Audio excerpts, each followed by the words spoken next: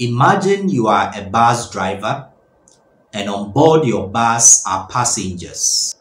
These passengers can be of two categories: those that have a positive energy around them and who induce positivity in the vehicle, and those that have a negative energy around them and who by that induce negative or unhelpful experiences on the journey.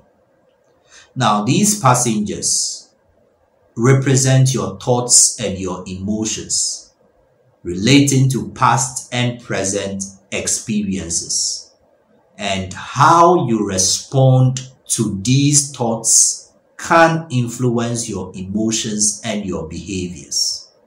Now, as the driver on this metaphoric, bus, what is referred to as the passengers on the bus metaphor, you realize one thing, that the passengers on the bus, despite their actions, despite their inactions, you are the one who determines how the car is able to get to its destination. So you are the one behind the steering wheel, and understanding that the passengers, whether they fall in the category of those that are helpful and supportive or those that are unhelpful and negative, at the end of the day, I am the one behind the steering wheel and I'm the one driving us to the destination. That realization is very important.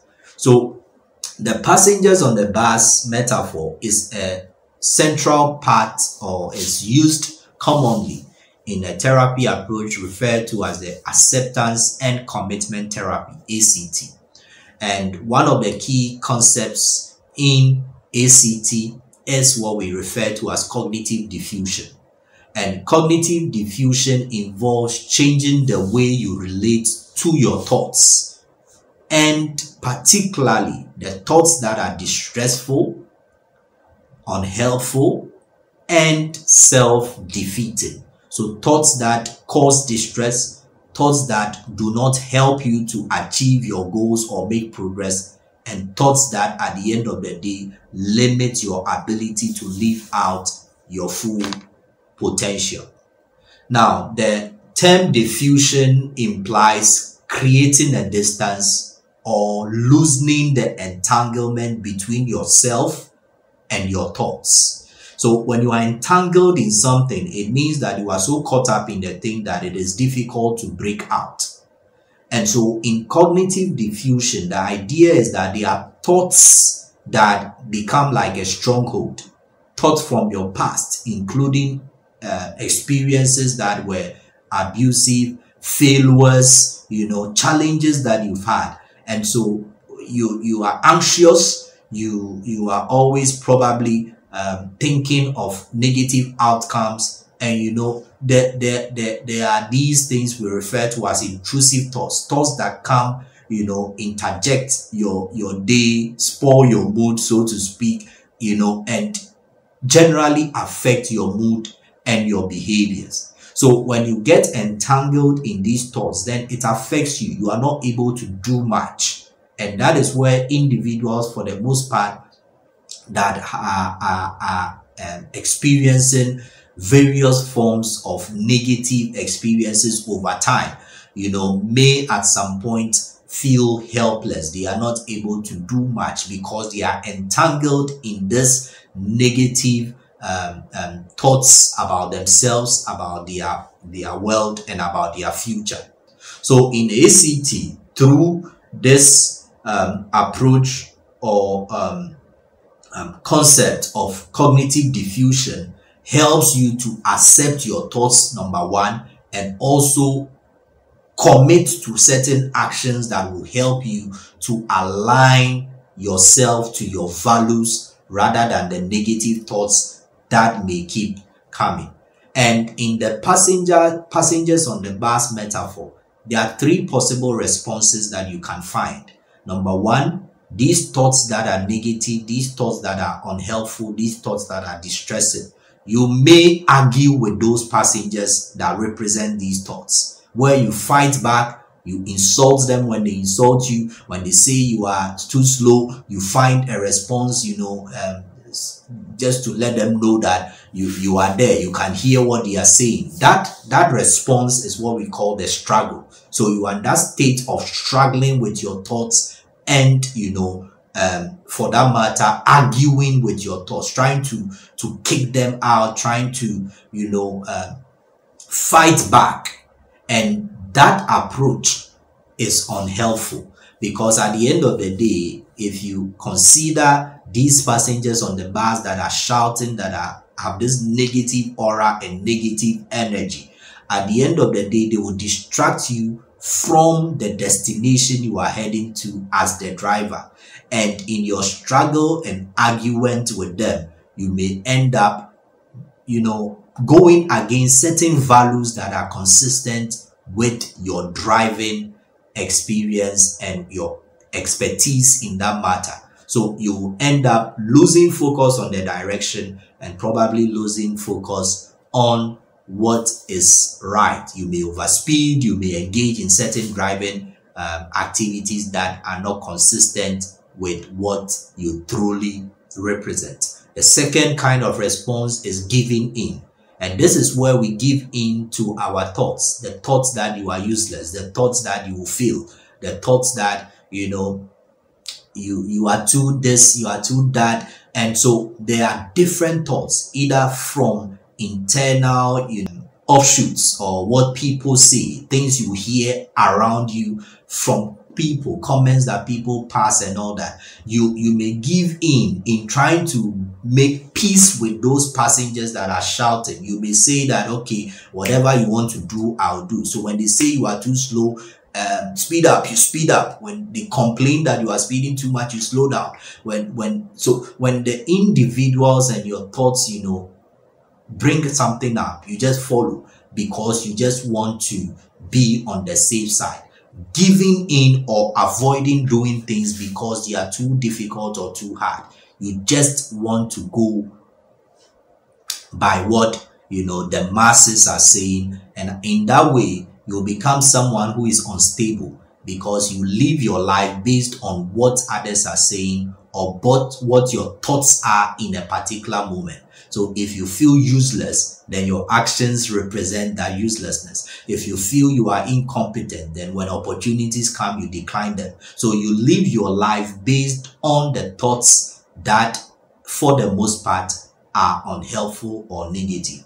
And the third kind of response is willingness. And this is where the appropriateness of your response is. Willingness is saying that you acknowledge what the passengers are saying, but you keep hold of the steering wheel and continue driving towards your goals. So yes, I can hear you are saying I'm too slow.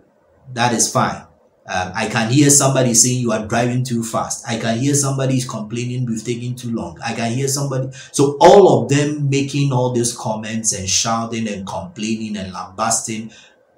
I can hear what you are saying.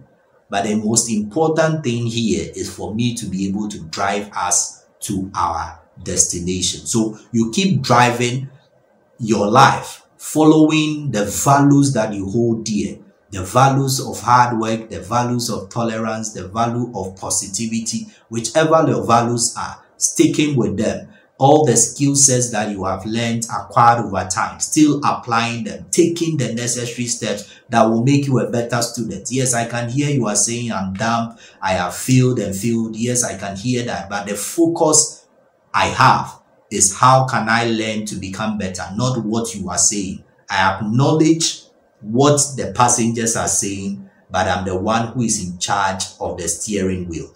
And so you observe what they are saying, but you don't get entangled in it. As I'm recording this, there may be all sorts of sounds all around me, but the focus is on what I am doing. And so at the end of the day, there may be a car passing by from afar. If I begin to shift attention to it, then I'll be entangled in the sound of the cars that are passing and the hooting and whatever it is. So as I wrap up, these are 3 key points to apply when it comes to diffusing those thoughts that are negative, those thoughts that are unhelpful, and those thoughts that limit you, the self-limiting thoughts that can be represented by passengers on your bus of life who are always shouting and sending signals of negativity. Number one is to observe. So the first thing is observation. So you'd realize in the willingness response, we are saying that you acknowledge what the passengers are saying, but you keep your focus on the steering wheel and the destination you are heading to, and align your actions to your values, so that at the end of the day, I get to the destination safe and sound. I pick up all the cues that are coming, but I make sure that they do not determine how I drive. I do not let the negativity, the shouts, and all the bad experiences probably that are playing out in my mind or coming from people to affect me and cause me to drive recklessly as the driver of my life. So observe and acknowledge your thoughts, the negative thoughts about your marriage, the negative thoughts about who you are, all the unhelpful, intrusive thoughts. Observe them, acknowledge them without getting entangled in them, getting lost in them, such that you are now struggling with those passenger thoughts. Be aware of the thoughts without necessarily believing or reacting to them. So I may be passing by and somebody makes a comment and says that this guy is, a thief. Let me use that. Now, if I acknowledge the fact that they've made such a comment, and I observe that, this comment came from this direction, so to speak, but I decide not to pay attention, I walk away. And as I walk away, I engage myself in another activity or something that takes my mind away from that comment that passed through, because there are other things all around me. So if I take time to think through what the person said, then I begin to say that, okay, they are talking about me. And then before you realize, I am entangled in that comment that just passed through, and I heard. So if you acknowledge and observe your thoughts without getting entangled in them, it helps you to focus on where you are going to, and you will not just be drawn by any kind of comments, negative, energy that is all around you. The second key thing to note is non-attachment. And so understand that your thoughts are not you. You are not your thoughts. Your thoughts are just a component of what makes you an individual. And these thoughts are just mental events. They are transient, or they are temporary. So if you are not able to determine that your thoughts, the negative thoughts that says that you are useless and nothing good will come out of you and all that, those thoughts are not you. If you are not able to make that separation, then that is where you will always be entangled in the negativity and the negative energy. So understand that your thoughts are just mental events. They are not necessarily an accurate or true reflection of reality, even if you may have some evidence to suggest that you are failed. Yes, you are failed, but the thought of you being a failure is not a true reflection of the reality, because there are other things that demonstrate that you are not a failure. So don't get so attached to your thoughts and your emotions, because at the end of the day, your thoughts and your emotions are just passing by. They can change at any point in time. You are permanent. So focus on where you are heading to, what your values are, and build certain values, strong values that can help you to go through difficult times. You don't have to define yourself by your thoughts, particularly the negative ones. And finally, you choose your direction. Recognize as the one who is driving the bus of your life. You have the ability to choose the direction you want to go in life.